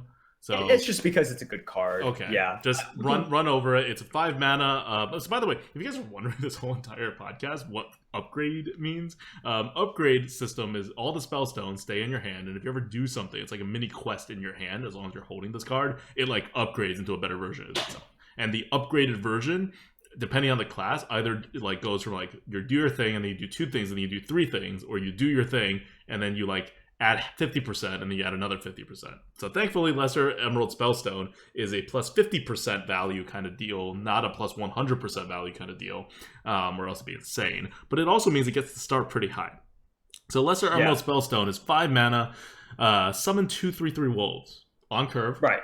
And the upgrade condition is to play a secret. Take it away. Play a secret. Right, to upgrade. Just play one secret while this thing is in your hand. You get to upgrade it, and then when you upgrade it, you summon 3/3/3 wolves. For 5 even mana if you still. never, even if you never upgrade it, and for 5 mana you summon 2/3/3 beasts, you'll take that. You know, that's fine. That's a reconstructed Silverhand Knight stat, right? You just shift the +1/+1 to the Squire. So that's fine. Playing a secret, very easy to fulfill with Freezing Trap, Venom Strike Trap, etc. This is going to be a good card. This is one card that I am very excited about, but like you said, I have no idea how Hunter is going to go because we have to see the comic. Like right now, the cards, except for 1/2 that is a secret, and they have to attack your face for it to trigger. It's 6 mana, 5 mana, 6 mana, 7 mana. Like, you don't. Those 3 cards are going to matter when it comes to how good the Hunter is. So I'm not even going to spend more time thinking about Hunter right now. But Shaman, again, every class is leaning towards what it normally does, right? And Shaman has those totem things that we talked about a little in the last Lightforge, and I won't go over that again. But there is one card that I want to talk about they revealed that's new. Overall, all you have to know is that things kind of suck for Shaman. They all kind of suck. All the cards kind of suck that we've seen. And we only have 2 more commons left. So unless both of them are good, like good to really good, Shaman's going to get worse. And if you know anything about Shaman in the arena right now, they're pretty bad. So we're in a problematic area for Shaman, and nothing's really going to save it. Like, these 2 cards both have to be really good for Shaman to just like maintain its level of current suckiness. Because it's not like right, like I don't know. It's just bad for the arena. I can't say more about it. The one card though is going to be fun, and it's going to be fun for constructed and arena alike. And it's Unstable Evolution, 1 mana. Transform a friendly minion into one that costs 1 mana more. All right, fair enough. Should probably be a 0 mana card, not 1 mana, but whatever. Repeatable this turn. That means this card comes back into your hand whenever you play it, and then at the end of that whole turn, it disappears. So that's a new mechanic that we haven't seen yet before in Hearthstone. So it's interesting in that way, and there's not a lot of new mechanics that we've seen in this expansion, so that's kind of interesting. But more than that, it's an insane card. It's so good. Oh my god. What is by the way, when you say it should be 0, you mean the first cost? The first cost should be 0 mana, because it can't be 0. You recognize the problem of the 0. Like, it's like you drop a wisp and then like 10 unstable evolutions later, you're like, oh, Dasharaj on turn 1. Yes, I just mean the first part, right? Like, transform a friendly minion to one that costs 1 more should be 0. No, but I think this is currently fine the way it is. And they might have done this because in constructed you can kill it with the 6-drop. No, with the Geist. Like, you can kill. Oh, you can remove the card because it's a 1 mana card. Yeah, exactly. But let's talk about this. Choice in arena is really important. Flexibility is really important. What is a downside of evolution? There are some really bad evolves, right? Like, just some really bad evolves. But what this does, Unstable Evolution, is it gives you the choice. You know, it's like, hey, here's your next option. Do you accept it? And you can say no. You can say, no, I don't accept it. Not only no, but we're going to go 1 mana higher. We're going to go 1 mana higher, right? It's like, okay, you don't like the 6-drop because you got Big Time Racketeer. Let's go for 7. It's like, you don't like the 7 because, what's a bad 7-drop? Oh yeah, Linessa, right? Linessa Sun Sorrow. The 1/1, right. The new legendary 1/1. Right, you go from a 1/1 to a 1/1. So you're like, oh, you don't like that? Let's go for 8. And then, you know, people are going to joke that you can get really bad 8-drops and 9-drops as well. But at some point, you're not going to get it, and then you can just stop and spend your mana otherwise. Or if you care about card advantage, you can keep going and keep rolling it until it's a 10 mana card. Yeah. So this is. Man, I love this. I love the design. And this is a mechanic that I think Blizzard is going to experiment with more and more, because we saw this similar mechanic in the arena only cards, right? It wasn't picked in the end, but remember the Warlock card that says, it's 1 mana, draw 3 cards. These 3 cards disappear at the end of your turn, right? Yes. So Blizzard seems to be experimenting with this sort of temporary or immediacy kind of, however you want to define it, mechanic, in which what they're using is immediacy or time as another factor into your decision making, right? And I love it. Like, this is something you're not doing anything new. You're just changing the way that people prioritize things. Changing the way that people think about this stuff. So I think that we're going to see this a lot more often, and by introducing it here, they're going to see how it works out. Yeah. And like, it's also like, if you want to think about why it's so good, like, I mean, it's so good because think about like ancient whatever the priest one is, right? Sorry, forbidden, not forbidden ancient, but forbidden shaping. Yeah, exactly. Like, shamans can always generate a minion with the totem, so at its worst you're like forbidden shaping it and you can stop whenever you want, right? So even if you're just using it to get like one really super giant minion, you can still do that. So it's like a better forbidden shaping. And forbidden shaping is already a really pretty, like, you know, very premium like card for priest. And this, not only can you do that, but on top of that, you can do it to any minion that already exists on the board, which means you can effectively like heal up your minions, right? Or like cast a bomb lob or a bomb squad and then evolve that. Like anything, like, you know, the turn after if it survives, right? You can do any of like ridiculous things to it. Anyway, just like this insane card, this random insane card put into a sea of crap and kind of cards in the shaman. But you know, it's epic. You're not gonna get it anywhere near every draft. Okay, and so we'll end this on warrior. We'll end this on warrior as the last class. Another class that looks like it's gonna be getting worse. Yay. Clearly, it needs to get worse. I don't know if it's actually going to get worse, but what I'm saying is what I see right now is not anywhere near enough to make it not the worst class in the arena, right? Like, it's not going to move from its spot. Like we said before, like if you listen to Lightforge 2 weeks ago, I think, like 3 weeks ago, Warrior's not that bad right now after the micro adjust. No, it's definitely not. Definitely not. So the micro adjusts are kind of keeping it afloat, but these cards are not doing it any favors. The lesser mithril spellstone is interesting. Summon 1/5/5 mithril golem, which is just a 5/5, and you equip a weapon to upgrade. You're gonna equip weapons. In fact, with this 7 mana card in your hand, you might even equip 2 weapons just in the natural course of playing the game with this card in your hand before you play it. And then you get 3 5/5s, right?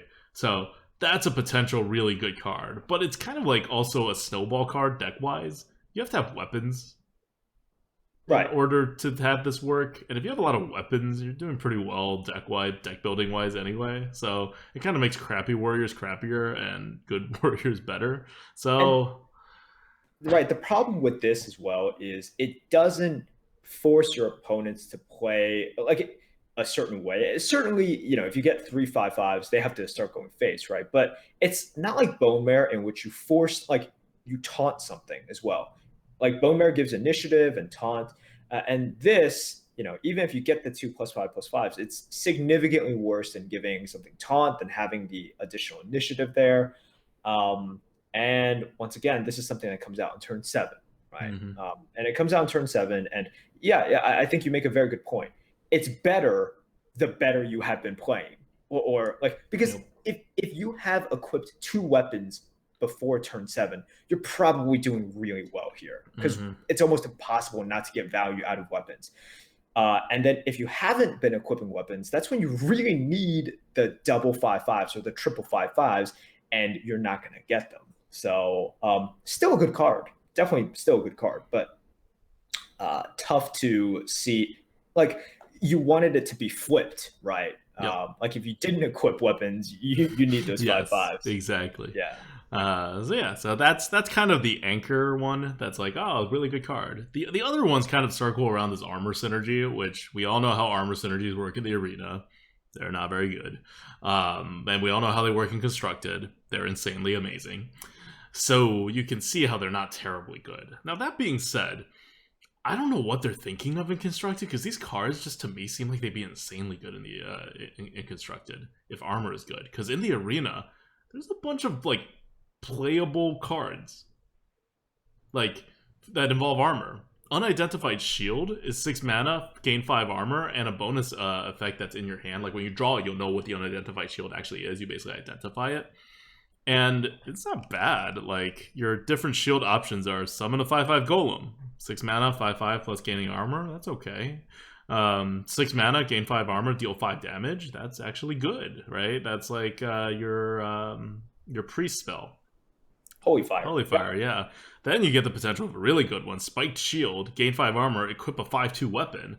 That's really good. And finally, you get the crap option, which is Tower Shield, gain 15 armor. So, obviously, don't, like, draft this card, but, like, you'll be forced to draft this card at some point. But, like, it's not the best, but it's one of those, like, the Druid cards we were talking about, where it has a chance to be really good. It's not something you'll never see in the arena.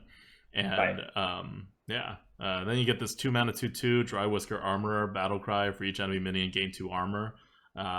Very good healing spell that has a 2/2 body, and you can play as a 2-drop, right? Like, this is the card I really want to talk about, because it kind of makes the warrior work. Like, I don't know if Blizzard's thinking about the arena when they're doing warrior and making these cards, or if they're like, micro adjust, we're done. But it's a deceptive 2-drop in how well this makes the warrior function. Because in the late game, it does what the warrior needs, which is to have enough armor to finish things off, or reach to finish things off. And in the early game, it is a 2-drop, so that you can do something on turn 2, even if it's just a 2 mana 2/2. So, sure, the bonus it gains is based on armor, which is not the best thing you want, but it's still a bonus. Like, it's totally a draftable and playable warrior card. That's a 2-drop. So, hey, and it's a rare, so you're going to see it, and you're going to take it. More cards like this would actually make the warrior better, even without creating actual good warrior cards. I agree. Dry Whisker Armor is one of those cards that I think plays into how warrior plays these days as well. Like, I remember when sort of like many expansions ago, armor was completely useless in arena, right? Like, almost completely useless. Armor is definitely more useful now because of the weapons that have come out, because of the speed of the game as well. You do have to tank some more hits, and with Fool's Bane, for example, sometimes you're going to have to tank a lot of hits. And in order for you to gain that advantage, Blizzard has given warriors more ways to turn health into board advantage, which means armor is more and more important. So yeah, I like the armor there. Going back to Unidentified Shield for a second, this is another one of those times in which, you're gonna have to draft this card sometimes, right? And what do you think? I think it's below average. Yeah, I think just because of the 25% time that it's a Tower Shield, it makes. And this is what I hate, right? Because if you took out the Tower Shield option, or if you didn't take it out, if it was just like an average effect, I don't know, right? Like, instead of gain 10 more armor, it's like, okay, so it's gain 5 armor, summon a 3/3 golem, and deal 2 damage, something like that, right? So it's like a in between of the Serrated Shield and the Rune Shield. If it was that effect, and then you had the Serrated Shield, the Rune Shield, and the Spike Shield, it would be a good card. And, not good as in good, but you wouldn't be unhappy drafting it, right? Yeah, it'd be a better than average card. Right, it would be above average. But just because you have the Tower Shield option, that 25%, average. Yeah, it sinks it so much. And it's one of those things where for Constructed, maybe you don't mind so much. And I have no idea how good this could be in Constructed as well. I'm certainly not going to guess. But in Arena, like, this is what I hate, where 75% of the time it's good, 25% of the time it is terrible, right? Like, what does that remind you of? Servant of Yogg-Saron, not the percentages, not exactly, and the effects, whatever, but it's the same sort of card, right? The same sort of gamble that you're playing. It's like, yes, on average, this is going to be good, but there's that small percent chance that Yeah. I will just die by playing this. Yeah, like it's not bad as Yaxaron. Not only because you know what your options are, but also because it's in your hand. So if it's bad, you at least don't have to spend the freaking mana for it. You just save it in your hand as a dead card that you play at the very, very, very end in which you die. Yeah. But like in hand RNG and on board RNG is obviously different. But yeah, it's one of those, like, it's almost like add a random card to your hand, right? Like that's why people always ask, like, why don't you guys rate random mage spell cards higher or whatever? It's because it's random. And when it's random, it's scary. And this is like really bad random, because a quarter of it being really, really bad is a much worse odds than just getting a random card. Right? Like a random card is like what, maybe like 10% really, really, really bad, maybe even only 5% really, really bad. This is 25%. This is 25%, right? So, and one of the problems is, if it was just this card, it would be fine. We see a lot of, or an uncomfortable amount so far of these cards in which 25% of the time, 30% of the time, 10% of the time, and not controlled by you or your opponent in any way. Right. It tilts the game in a very in a very important way. That tilts it for either you or your opponent. That's scary, right? That's not what you want. And look, I certainly understand this is necessary for Hearthstone. This is Hearthstone, right? Like we're taking. At the end of the day, it is about risk assessment and it is about odds, and you're playing with odds here, but whenever you have so many cards that do this, or a critical mass of the cards that do this, and take away sort of agency, right, from the players, it's definitely a little bit scary. And I'm going to say right now, this could totally be overblown just because we haven't seen so many cards yet, and the cards that will impact the arena the most we haven't seen. But it makes me a little bit nervous. I mean, it's going to be more RNG. That's okay. So just let's wrap this up with like Warriors getting worse, Shaman getting worse. Those aren't good things, no matter how you frame it.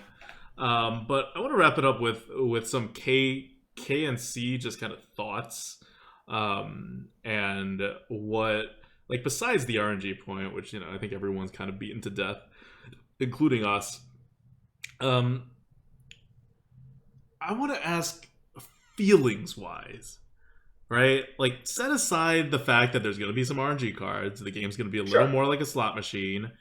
Based on the cards that you see, right? Going back to what we were talking about at the very beginning. Like, and we don't see all the neutral cards and whatever. Like, just based on the cards you see and what you don't know, what are we expecting for the arena? Like, less about playing it in substance and more about, I don't know, the big picture, right? Sure. I guess I'll just start by comparing it to how I think people feel about KFT right now. Yep. I think at this point, people are a little bit frustrated about KFT Arena because they're saying it's a bone marrow meta, right? It's a bone marrow meta. I hate how there are powerful neutral cards that seem to sort of swing the game a little bit too much. Bone marrow. A little bit less so than that, but I think people would put Cobalt Scalebane in the same category. How it also snowballs, right? People don't really like that, and I think a subtext to that is the class convergence that we talked about. So, what I think will happen is that at least classes will feel more different. Just based on what we talked about, right? I think classes will feel a little bit more different, but as for how people feel about the cards, I think there's going to be an equal amount of frustration. It would just be a shift in frustration, right? From sort of, bone marrow on 7, of course, to it's like, I can't believe this guy, hit the 25% or into the 25% or something like that, which is, I think that's fair. Like, I don't want you guys to think that this is sort of saying, and this is Blizzard's fault because they could have prevented this. This is a constructed set. We all know right. That. So they're going to cater to constructed. It's really hard to, I think it's impossible. I'll just put it out there. I think it's impossible to put out a set that sort of caters to constructed and arena. And also, I think it's impossible to put out a set that doesn't frustrate people in some way. Right? I think Old Gods was close. Old Gods was close. That's true. That was fairly close. But constructed wise, I think That was like Oh, the was that a most flop? boring. Yeah, that was like the most Okay. boring. Fine. So Uh, that was the one that catered to arena, even though the Cthulhu cards weren't in the arena. So I just assumed it catered to constructed, but apparently it failed in its catering to constructed, and it right. Well, succeeded people in its arena. right. Well, people didn't like the fact that. Well, I think part of it was just because it focused on the god cards, right? Mm-hmm. And the god cards didn't make an impact in arena at all. But for constructed, it was sort of like it just came down to Yogg versus. It's like, Oh, oh, okay. did you win or lose with Yogg? Yeah. Haha. Um, but yeah, so I think for this, people will feel the RNG effects. But I think players should feel refreshed by the fact that the classes are going to be playing a little bit different. Mm-hmm. Um, that's my take on it. Okay. I agree. I think here's my theory about this expansion, the Cabals and Catacombs, and what we've seen so far. Like, I think pretty clearly this is the throwaway expansion. And I'm going to explain what I mean by that. In Arena Standard, constructed standards, they made Standard happen about a year and a half ago. And it became a thing, and they've been thinking about it probably for 2 years until then, until that point, right? So once this next rotation comes into play, the expansion that happens after this is the first time that they would have been. And remember, all cards are kind of like already set more than 6 months ahead of time, and the concepts are set like 9 months ahead of time based on the development process. So this next expansion is going to be the first set where they 100% know that there's going to be a standard cycle in construction. Oh, This next, huh. not Kobolds and Catacombs, but the one that's happening after that. Right. In terms of the design process, I think they kind of knew for this, but I don't think it necessarily played a huge part into it. So I'm very excited about the expansion after this because of that, just to see what they would do. I don't know if it's necessarily going to be good for the arena or whatever, but I think it's like, what are they going to do? Kind of feeling that I have for that.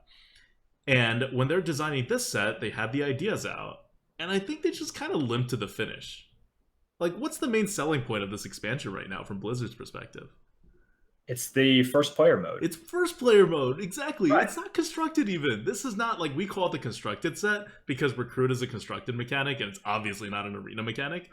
But like in reality, this is the let's give constructed a bunch of Legos to play with, see what they do with their existing archetypes, like let's just kind of see what happens. All the classes are diverging a bit more. We'll have more variety. We don't know exactly what's going to happen. They were complaining a lot in MSG about like, how all the pieces have to be like exact. You can only make one type of deck for each particular class, and it's all preset, and that wasn't fun. Let's go the exact opposite way. Now let's just kind of throw out a bunch of stuff, whatever we thought was a cool concept that was not like pushing the bounds too much, and throw more RNG into it, right? Because whenever Blizzard wants to make something more interesting, they're just like, more RNG, I guess, is more interesting if they don't have a big theme to tie it together.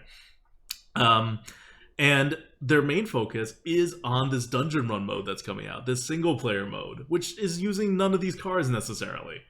So they had to develop both of these kind of simultaneously, and they had to release it at the same time. So I think a lot of this is like kind of like I don't want to say like low effort, but like a lower effort expansion than a typical expansion that we see with Blizzard.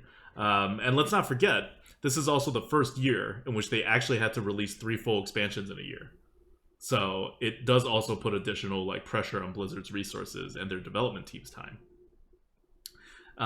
So that's my theory with it. I think Blizzard's waiting for the big comeback in April when they release the next expansion, and this one's just kind of like getting them through with a focus that's not even really on competitive play, like whether constructed or arena.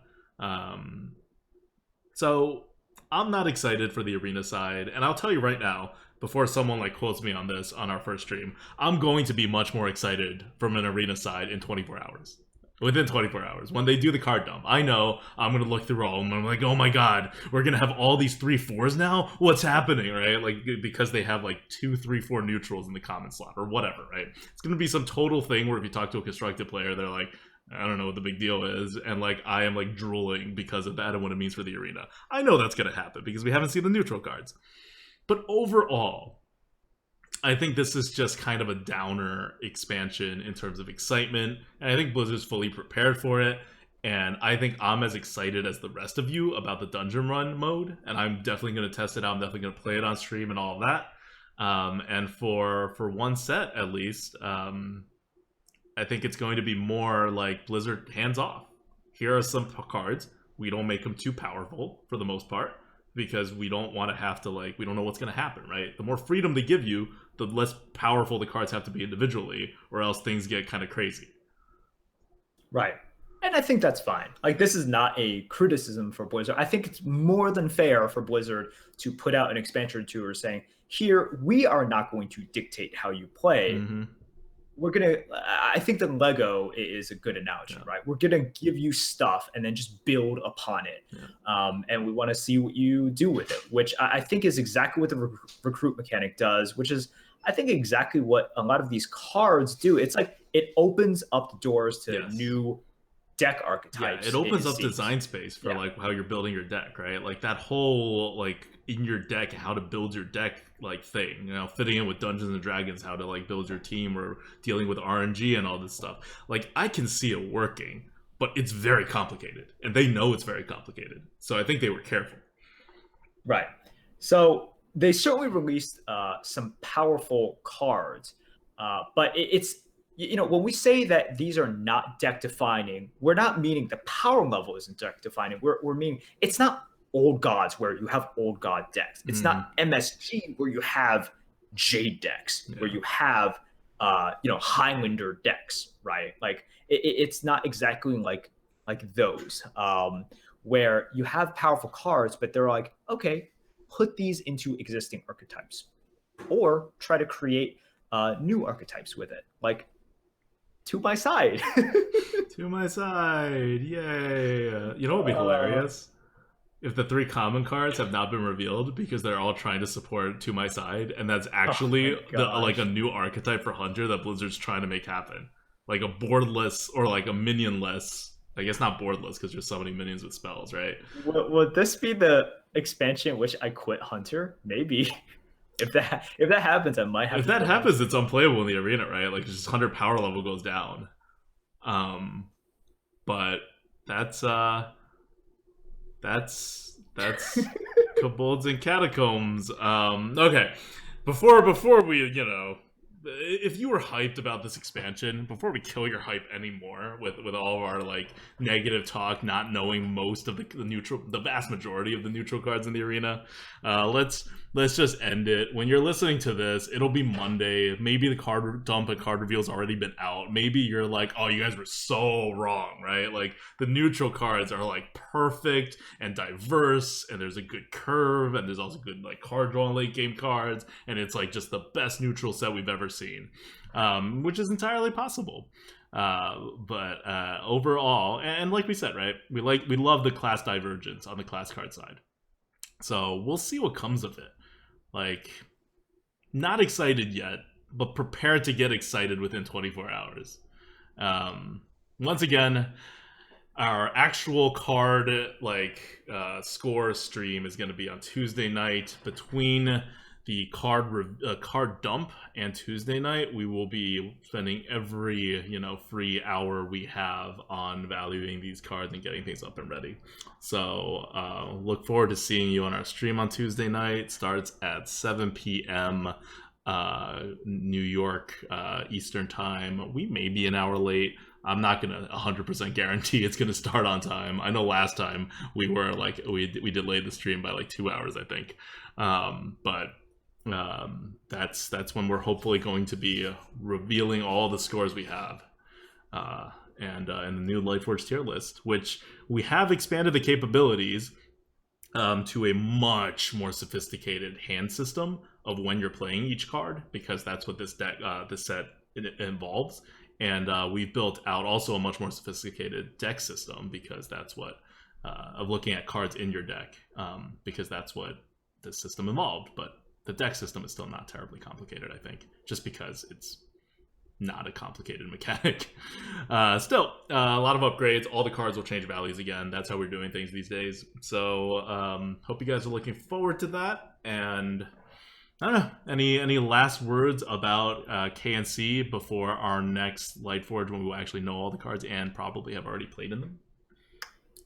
that's basically it. Enjoy your KFT arenas while you can. Get whatever shenanigans you want to get out of the way. And we'll see you guys in the KNC meta. See ya.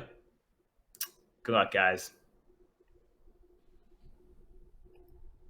All right. Coop. Mage Coop is coming up. Don't think we forgot that. We're still playing one last Hearthstone co